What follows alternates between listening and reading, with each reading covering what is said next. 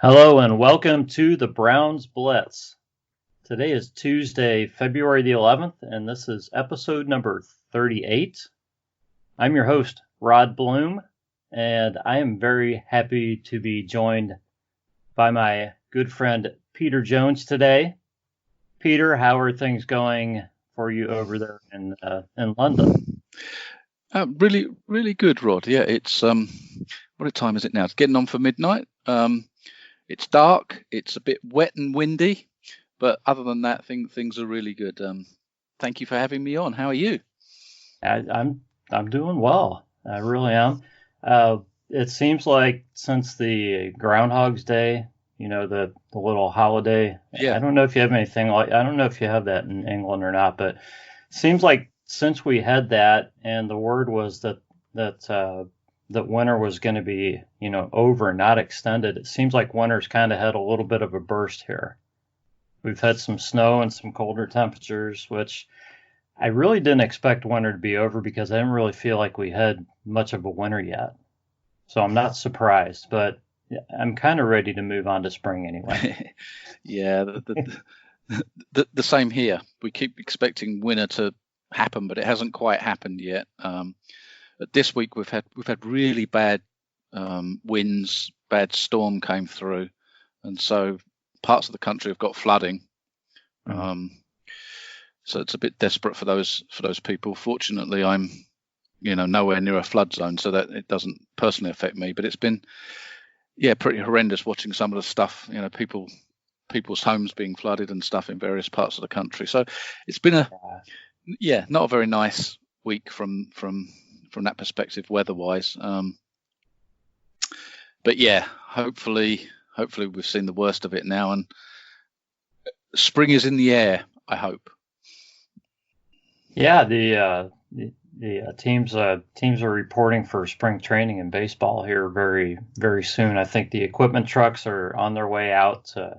The Cleveland Indians truck left several days ago on its way to Arizona. That's usually the first sign of spring around here. So that's happening. Baseball means spring, so that's coming up. But we're a football podcast, so we're going to get back here to football in just a moment. But first, we're going to talk about our Blitz beverages.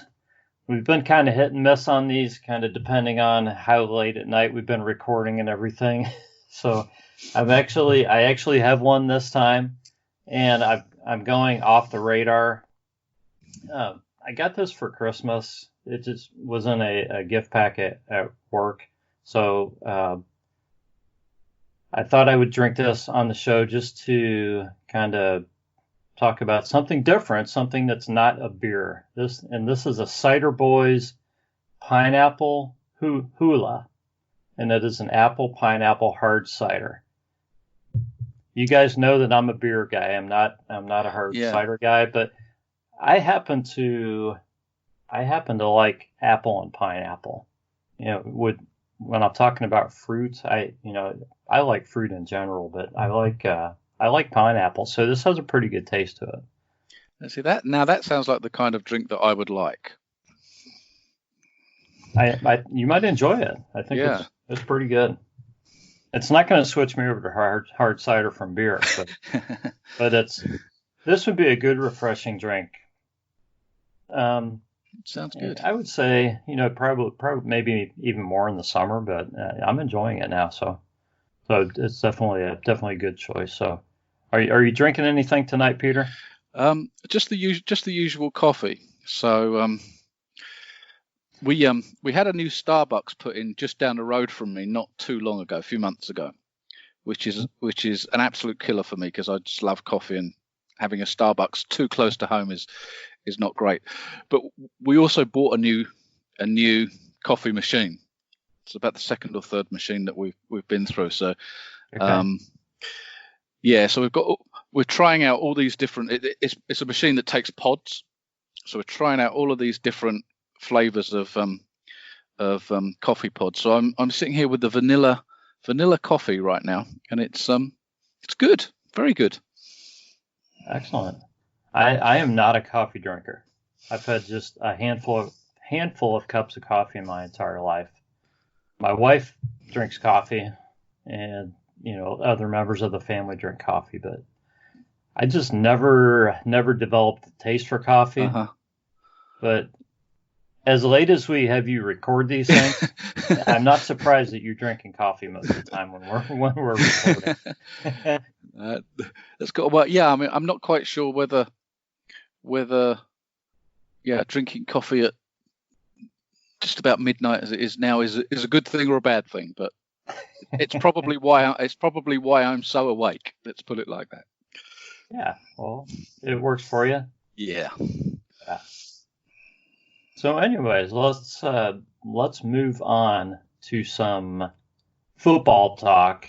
And we're going to do a little bit of NFL talk. And you had a couple of topics, but you wanted to talk about just kind of running down some of the calendar of some of the important dates coming up for the NFL, and we're going to mesh this with the Browns as we go through. So I'm just going to kind of pass this over to you, Peter, and I'll let you kick this off from whatever starting point you want to start with.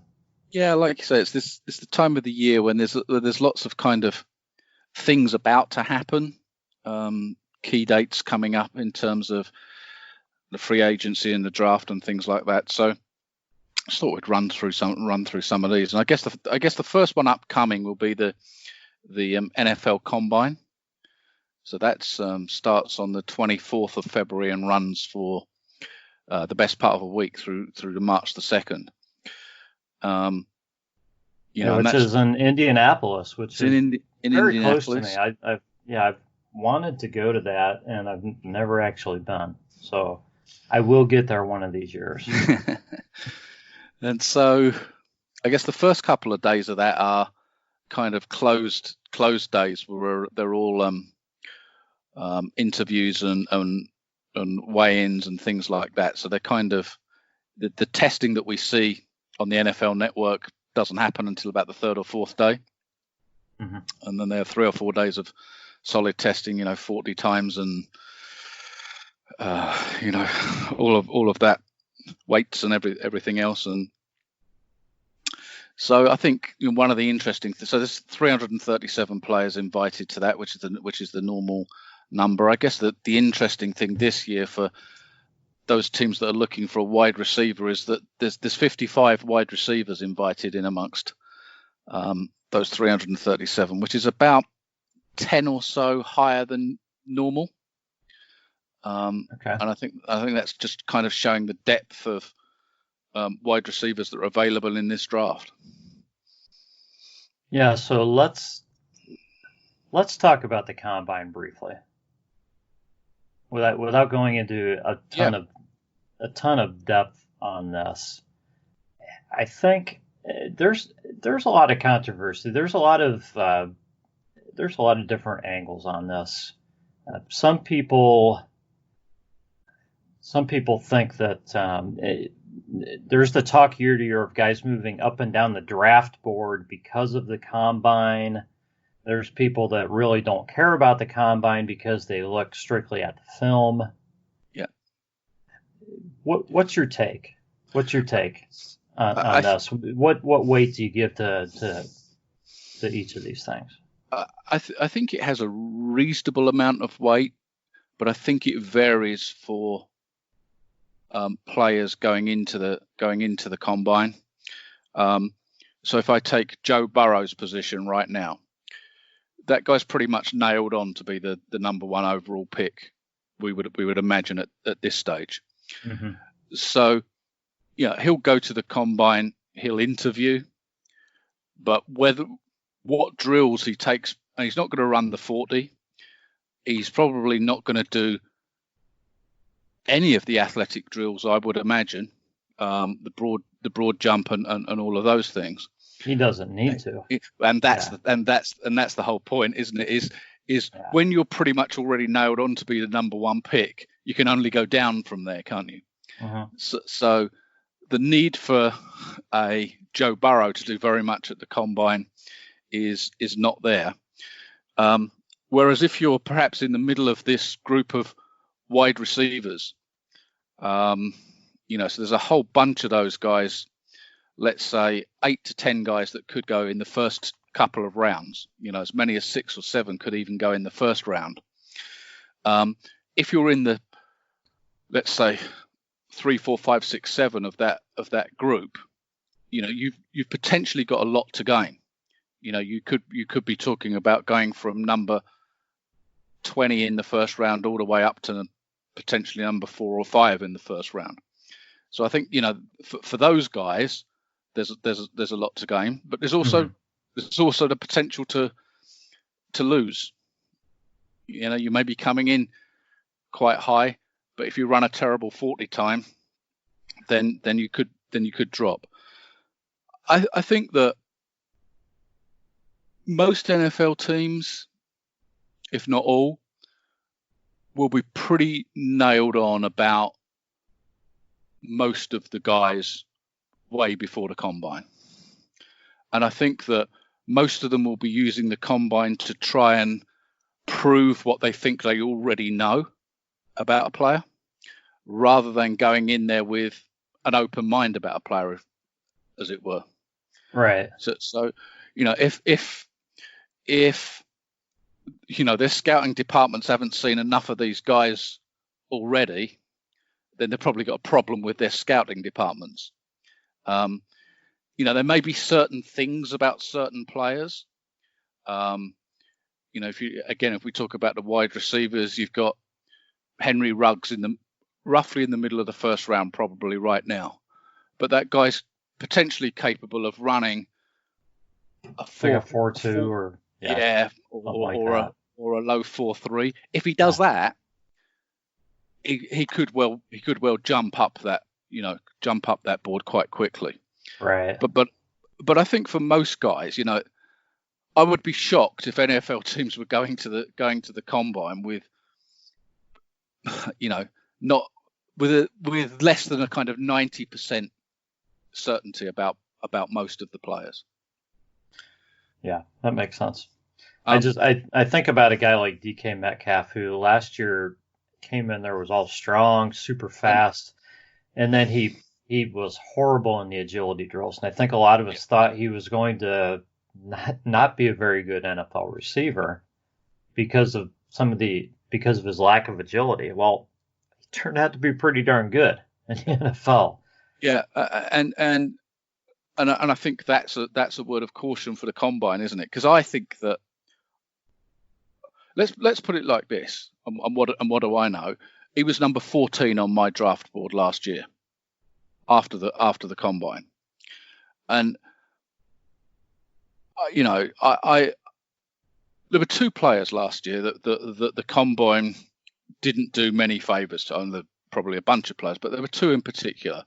Metcalf was one, and the other was Ja'Kai Polite. Mm-hmm. And Ja'Kai Polite was entering the combine as probably a first-round draft pick. No, definitely a first-round draft pick. Yeah. And he interviewed appallingly. Right. And I suspect that teams probably pay a higher regard to those interviews than probably we give credit for, because that's one of the few opportunities that the teams get to sit down that guy one-to-one and really understand as much as you can in what's now an hour, as much as you can about a guy in an hour, to understand his mentality, how much he really knows about the game, how much he loves the game, whether he really wants to play, etc., etc. But I think that the Metcalfs and the Ja'Kai Polites are probably the exception to the rule. I would, without repeating myself, which I'm about to do, I think that teams would be very, very clued up about what they think about the players even before the combine. Right. Yeah, that makes sense. I think the other thing it does do on the sly, this is it gives the opportunities for general managers from ball clubs to have off-the-record conversations with other general managers about potential trades, free agents, etc., etc. Yeah, we saw that last year. We saw Dorsey probably lay the groundwork for the Giants deals. Yeah. At the combine. Yep. So yeah, we know that can happen. We'll see what happens this year. Yeah. So that's the combine. So I mean that I guess from a people that really follow the draft, that's kind of the last big event before the draft takes place. Kind of at the same time as the combine on February 25th, that's the first day that teams can put the franchise or transition tag on players that they've got as free agents this year.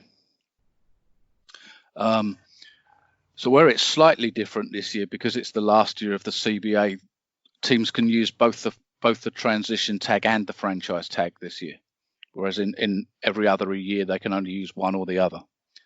Okay.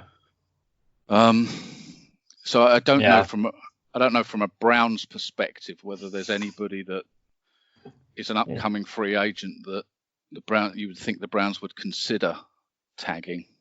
I have to be totally honest here. I have not gone over all of the Browns because we're not there yet. I haven't gone through everybody's contracts yet, but I mean the main free agents the Browns have, I believe, are Demarius Randall and Joe Schobert. And I would be surprised if they would tag either one of those guys. Honestly, I don't. I think people would like to see, especially Joe Schobert, back in Cleveland. I think people like Demarius Randall. I mean, he was hurt quite a bit, and to me, I know what starting safety money is for these guys once they're free agents, once they get paid, and it's pretty darn high. So yeah. So I don't know. I assume tagging Demarius Randall would be a pretty hefty sum. So I don't see him doing that. Yeah. If those are the kind of two main guys, from the outside looking in, you'd be very surprised, wouldn't you? If those guys got tagged. Okay. Yeah, I can't think of anybody else that's a free agent that would be in that conversation. I don't think they have many free agents. No. Right now. Okay. I mean, I think it's going to affect other teams. You think of the Cowboys with Dak Prescott, and even guys like Ryan Tannehill at the Titans. What do they do with him? Yeah. Because we're in danger. We've got this likelihood of there being quarterback musical chairs over the spring. Philip Rivers has already been. The Chargers have already announced Philip Rivers is not coming back to the Chargers, and that kind of sounds like that's going to kick off a whole ream of quarterback moves. Once wherever he ends up, then somebody else is going to move from there, and potential that Brady moves, etc. Yeah, there's a lot of guys that could move who aren't even free agents too. Indeed. So yeah, I think the quarterback situation is going to be very interesting, especially if guys actually start changing teams and these guys all want to keep playing. Yeah. If some of these guys retire, it'll kind of calm things down a bit. But I'm kind of hoping they'll all want to keep playing. Yeah, I mean, I get the feeling that they're going to want to keep playing, and I think we're going to see quite a lot of quarterback movement, but that won't affect the Browns. So, no, I don't see it affect. No. I mean, obviously Baker's going to be here. I can't. Yeah. I don't know that any of these guys. I think you'd have to go pretty deep for the Browns to bring in a somewhat established guy to back up or mentor Baker. Yeah. Okay. So that was the franchise and transition tags, and those have got to be used by March the 10th. So they've got from the 25th of February to March the 10th to use those tags. And then I guess it starts to get more interesting in terms of free agency. So on March the 16th to the 18th is what's now kind of termed the legal tamper period, where so free agency officially starts on March the 18th. So that's when teams can actually start signing, unrestricted free agents from other teams. But for 2 days before that, teams are actually allowed to start negotiating with the agents of those upcoming free agents, which was something in the past that they officially weren't allowed to do. But for the last, everybody knew it was. But they were probably doing it anyway. Yeah. So they've created this for the last few years. They've created this kind of official tamper period that starts March the 16th, and that's when we're likely to see some of those names that we've just mentioned. Philip Rivers, perhaps the Brady's, even people like Drew Brees, Tannehill, Jameis Winston, potentially all start moving to other teams. Yeah, that should be a lot of fun that day. Yeah, or that period, anyways. Yeah. And sometimes with that free agency period, you get a whole lot of movement early, or you get nothing happening early. We're all sitting there on that day or the following day expecting to hear, about this guy or that guy, and nothing happens. But I think typically with these things, often they're looking for, if you're one of those quarterbacks, for example, you could be looking. You don't want to be the first one because you want to see what deal the other guy gets. Right. So there's a little bit of cat and mouse there.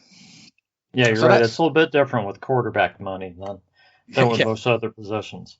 Yeah, absolutely. So that starts March the 18th, and then, well, I guess that we've got the free agency period that then kind of runs all the way through for into April. There's the owners meeting happens right at the end of March, the 29th of March. Mm-hmm. So it's at that meeting where they'll discuss any potential new rule changes, that kind of thing, and approve or not, those kind of things. So that's where they can. I'm sorry. That's where they can consider all the things going on in the XFL and decide if they like any of them. Huh? That's just what I was going to say. The interesting one for me, and it's the obvious one for the NFL, is the kickoffs. I found that fascinating to see. 21 guys or 20 guys just almost staying completely like statues whilst the kicker kicks and the returner receives the ball, and then it all bursts into action. I thought it was actually quite good. You never know. I mean, that could be something that the NFL wants to do. It would almost be surprising for them to take a cue from another league like that, but hey, if they decide that it's safe and exciting, then maybe they'll look at it. Yeah. Did you see any of the games over the weekend? I saw very little. I saw a little bit over dinner, but that was about it. So yeah, I didn't see that much. I'm gonna definitely watch some this coming weekend. Yeah, it was. I thought it was pretty good. I watched the Houston Roughnecks game Saturday night, and I kind of skipped through watching the other games, but what I saw of it was pretty good. I found it quite fascinating to actually have the cameras inside the replay booth, so you could actually see the process that the replay officials were going through. That was pretty good. I heard about that. That sounds very interesting. Yeah. I think most people in Ohio are fans of the DC team because of Cardale Jones. Yeah. Being an Ohio State guy. And I understand he looked pretty good. He did look good. Look good. That was the first game Saturday. Yeah, he did look good. I think that's the game I'll be watching next weekend. So that'll be your XFL team then, Rod. Yeah, I think so. So I see an important date coming up on the calendar, Peter. An important date for the Browns. Which is April the 6th. April the 6th. It's a special date for the Cleveland Browns almost every season. We kind of make our own. So that's the date when teams with new head coaches can start their off-season workouts. So 2 weeks earlier than every other team. So that's obviously the reason they do it, Rod. Obviously, we knew there was some hidden reason. It's so they get the 2 extra weeks of workouts in. You just start with a fresh coach each season, and you get to practice 2 extra weeks. We hope we're not looking at that date next season. Well, absolutely. I don't think you will be. I've got pretty good vibes about it, actually. I've got a good feeling about it. That's good. Good to hear. And I think we discussed on Twitter. I think that picking up Alex Van Pelt, I think, is a good move. Just on the basis of what I know about the work that he did as the quarterbacks coach in Green Bay. So I think that's certainly on the face of it a good move. So yeah. Yeah, I was gonna ask you about that because those years were reportedly some of Aaron Rodgers' best years. Not that he has had very many bad years or anything, but the years with Alex Van Pelt were very good years for him. What was it, 4 years or 5 years? Yeah, four, I think. 4 years. I heard talk of this on the radio this morning, and his numbers. He threw 125 touchdown passes and 25 interceptions in that span. Yeah, and I think that from what I can gather, I mean, Van Pelt's a detail guy. So spends a lot of time. He's not going to teach Aaron Rodgers how to throw a football. Let's face it. So it's not about that. It's about making sure that the fundamentals stay sound. Let's make sure that a 3-step drop is a 3-step drop. It's not a 3.5-step drop, or it's if we're running timing routes, that ball's out after 2 seconds. It's not 2.2 seconds or 1.8 seconds. It's 2 seconds, or whatever the play calls for. So he's that kind of detail guy, and certainly it worked well with Rodgers, and Rodgers thought a real lot of him. So there's only so much you can go by in terms of we're not there seeing it, but you have to trust a little bit in what you hear, and if you look at the numbers as you've just talked about, it just feels to me like a good move. Yeah, and the Browns have not hired a quarterbacks coach. I wonder if they're going to. Well, it does. I imagine. I don't know whether this has been officially decided yet. It probably has in their heads, but I imagine that the new head coach is going to call the plays, and I would imagine that Van Pelt is offensive coordinator in. I don't want to say in name only because that's unfair, but that role's almost a dual role between offensive coordinator and quarterbacks coach. They've both been saying that as far as calling the plays, that they'll do what's best for the Browns, and it sounds like a decision is coming, but they haven't said that yet. I don't think they're too worried about it right now, honestly. And I don't know why they should be, and it's their call to make at the right time, and it may even change over time, and there's nothing wrong with that, but yeah, on the face of it, that it feels like a good way forward.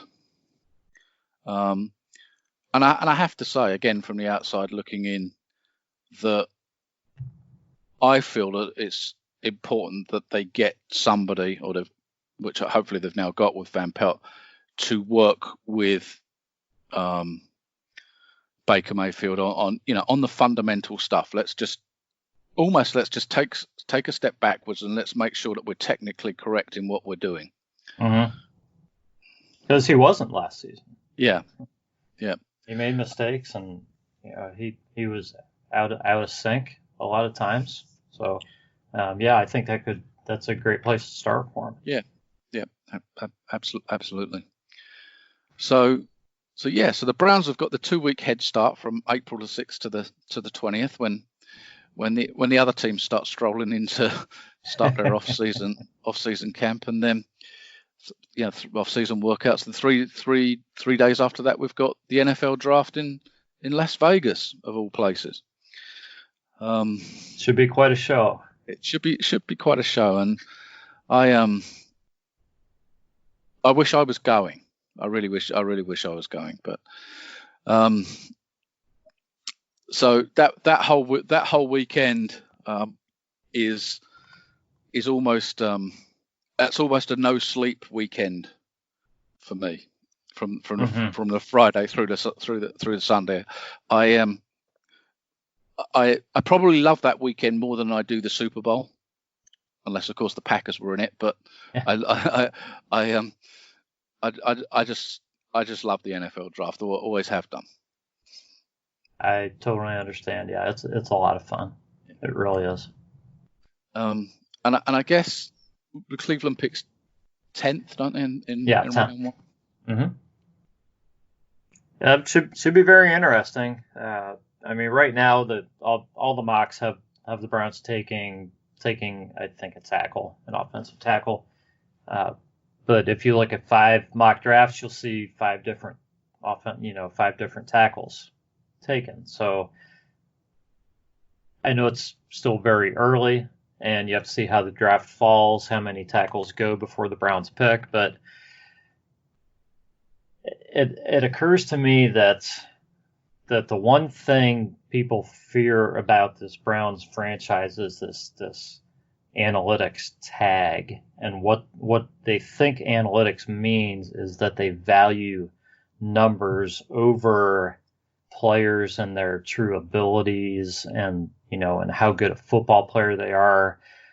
So I think what people fear with analytics is this idea that this regime is going to want to trade down all the time to accumulate picks. But when I look at this and I see a lot of different tackles in all these mock drafts, it seems to me that this might be a draft where the Browns might be in a good position to trade down, potentially, depending on which tackles are left on the board and who they really want.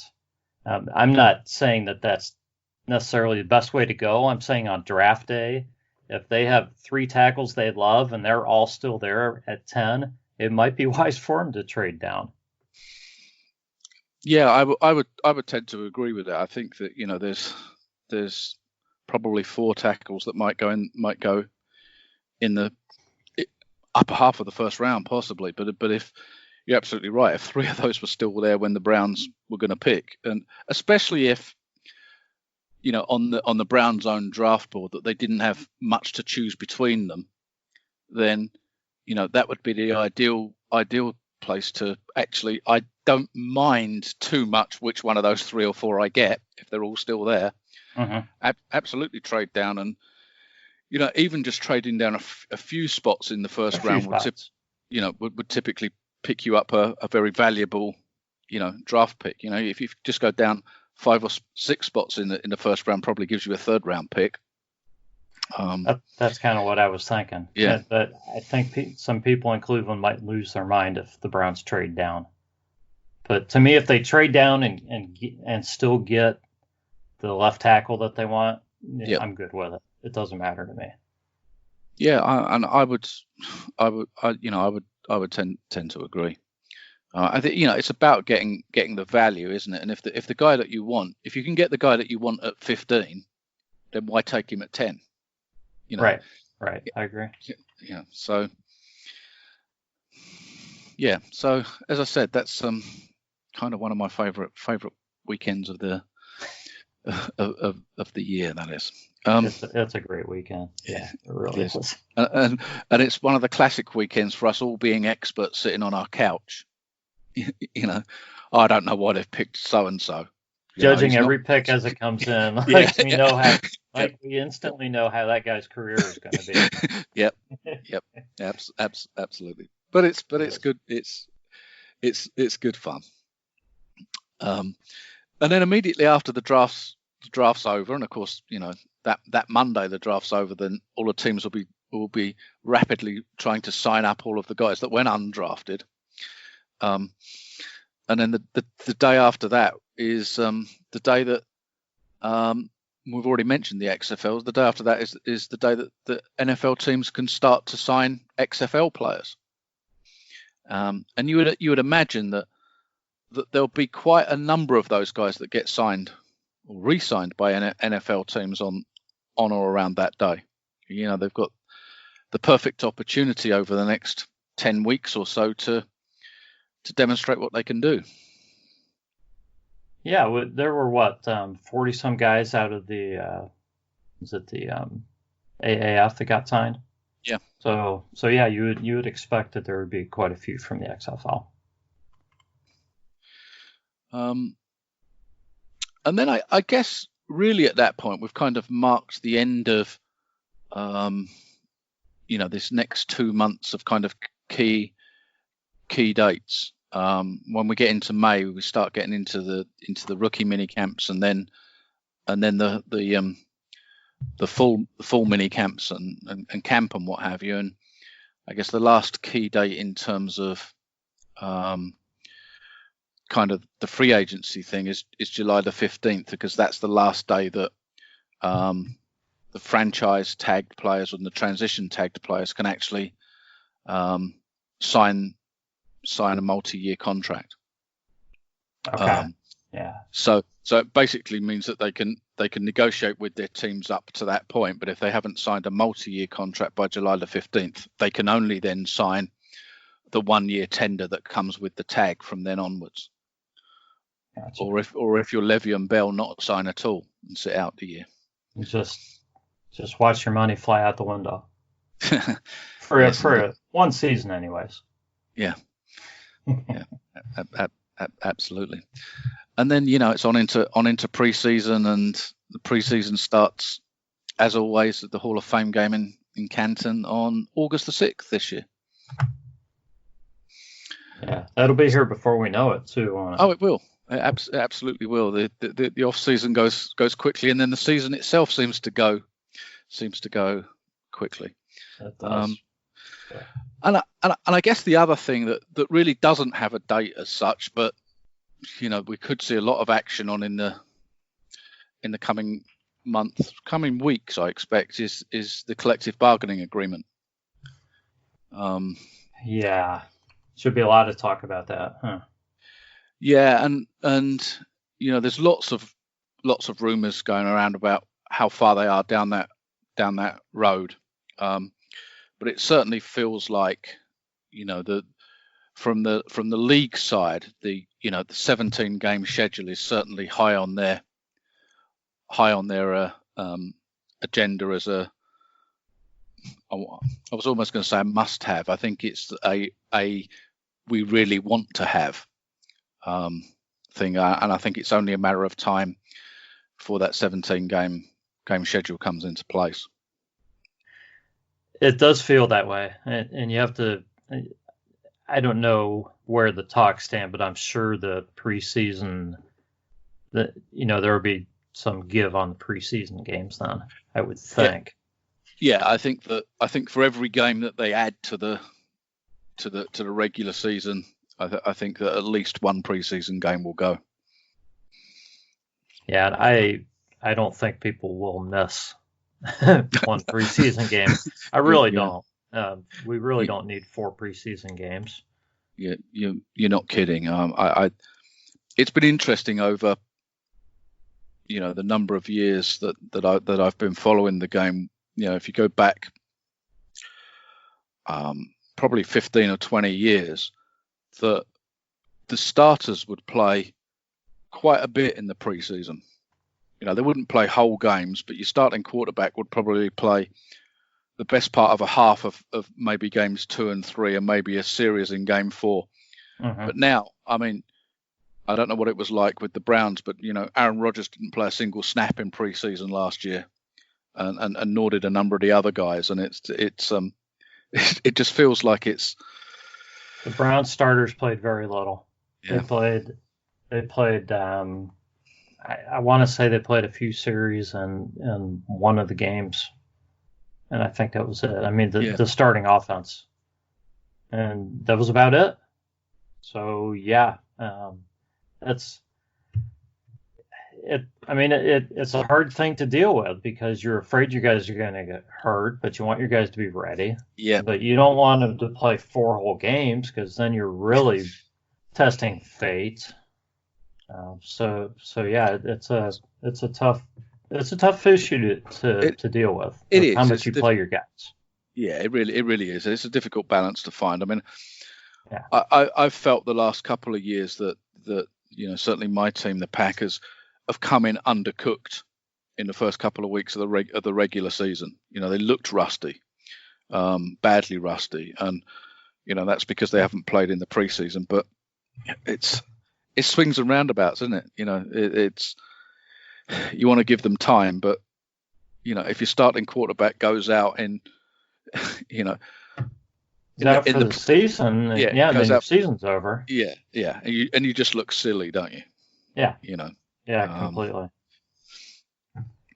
So, cutting it down to 3 preseason games, even though you're adding 1 game to the regular season where it gives guys, another chance to get hurt, I guess would make that preseason a little easier to negotiate. Yeah, absolutely. And I think if you're the players' union, safety is high on your agenda, and players' well-being, and to be able to agree to increasing the regular season, they've got to have some decreases somewhere else. So so we'll see how that goes. I mean, I expect more and more stuff to start filtering out about the CBA in the coming weeks, and let's just hope whatever the deal is that they get it done. Else we'd be sitting here a year from now looking at a lockout or something. And what are we going to talk about then? the XFL and baseball spring training. Yeah, I guess so. We'll find something. Yeah. Yeah, I mean, I think most of the Browns fans right now are just kind of very much in a wait and see. I think most people at least see that there could be some hope with this coaching staff that's been put together. Some people like the Andrew Berry hire and some don't. Yeah.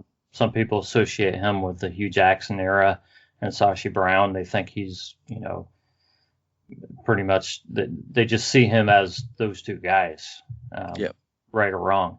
But some people like him, but as far as Stefanski and the staff, I think most people have come around on that. But I think right now people are just kind of wait and see as to how this team is going to be built and what they're going to do in the offseason.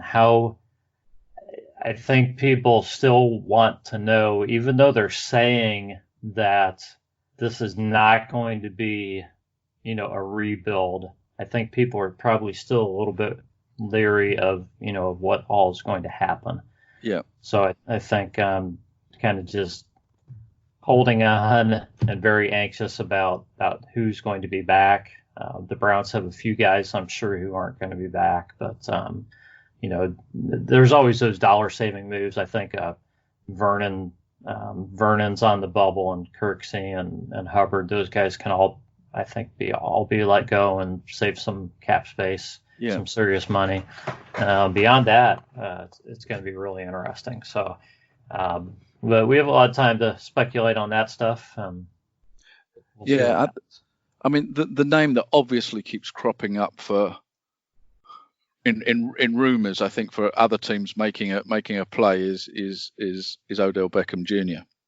And I don't know what that's like from a Browns fan perspective, whether you're desperate to hold on to him, whether you'd like to move him on, whether you don't mind one way or the other. It kind of varies week to week and fan to fan, right? with Odell.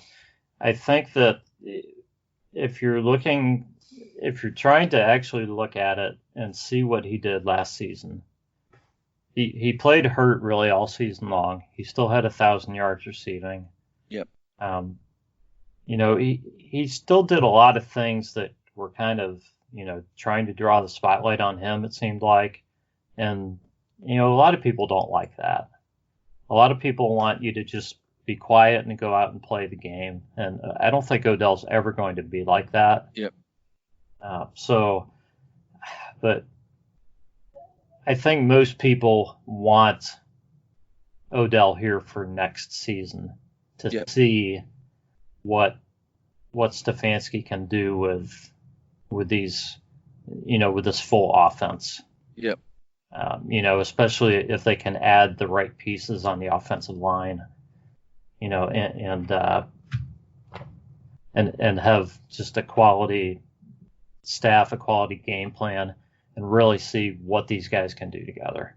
So I think everybody's willing to give it one more season, and then kind of, if you see some of the same stuff from Odell, then I think people are going to probably be ready to move on from him.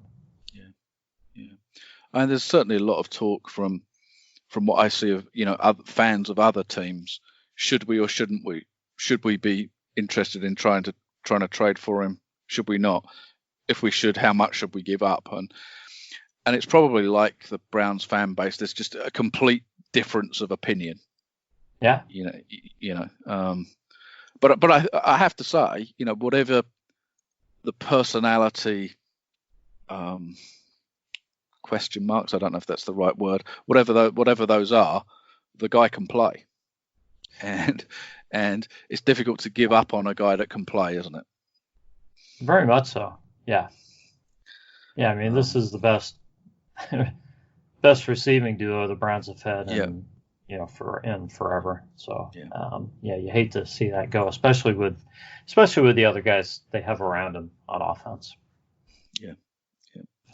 And then the other question, Rod, I guess, is about Myles Garrett and whether there's any news, any rumors about his suspension being lifted, and if and when that might happen. Well, he's been in touch with the commissioner, or the commissioner's been in touch with him, and supposedly there's going to be a meeting, I think, within the next 60 days. Right. So that's I think that came out probably a week or two ago. So that's all we know at this point. But The sooner they get that done and ironed out, the better. And I think everybody would be a lot happier if we know that Myles Garrett's going to be starting week 1.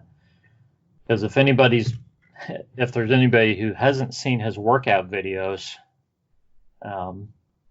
Myles has been putting some time in the gym as usual.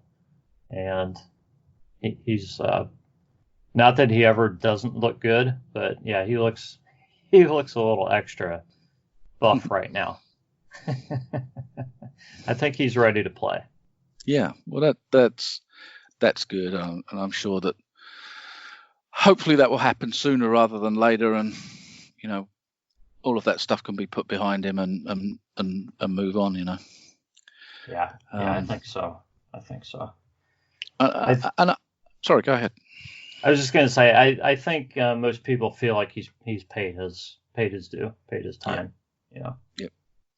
Yeah, absolutely. And I guess the other thing we're hearing over here is the possibility that the Browns could play in London this year, as So Jacksonville have got two home games in London this year, and I know the Browns. I believe the Browns are due to play in Jacksonville this year. And so we're hearing that there's a possibility that the Browns at Jacksonville will be in London. That's the word as a possibility. I don't Yeah. know if that's. I don't know if anybody's confirmed that. I don't No. even know if that's. I don't even know if the schedules are completely set yet or not, Peter. So I know they're not out yet, but yeah, I mean, I think people are probably looking at all the facts out there and saying that this could happen, and it certainly makes sense. Yeah. I mean, I would be happy for that, for some of the Browns fans over there. Maybe we could convert you for one Sunday. Absolutely. Absolutely. It'd be a lot of fun. I get my Clay 57 jersey out that I don't have yet, but I certainly would be prepared to wear a Clay 57 jersey for the day. That would be really cool. Yeah. You would fit in very well. All right. Well, I think we've covered this. Covered this schedule pretty well. So we're gonna kind of leave some of the speculation for another show. Yeah. And I know you have some history stuff and all that. We're gonna leave that for another show as well. But, we'll see what kind of news pops up for next week. But that's otherwise it's been good talking with you, Peter. I think we're gonna wrap this baby up. What do you say? Yeah, no, that sounds good. I really enjoyed it as always, Rod, and thank you for having me on. Yeah, same here, Peter. You take care, and it's been good talking to you. And we thank everybody for listening. This has been the Browns Blitz, and we will catch you all next time.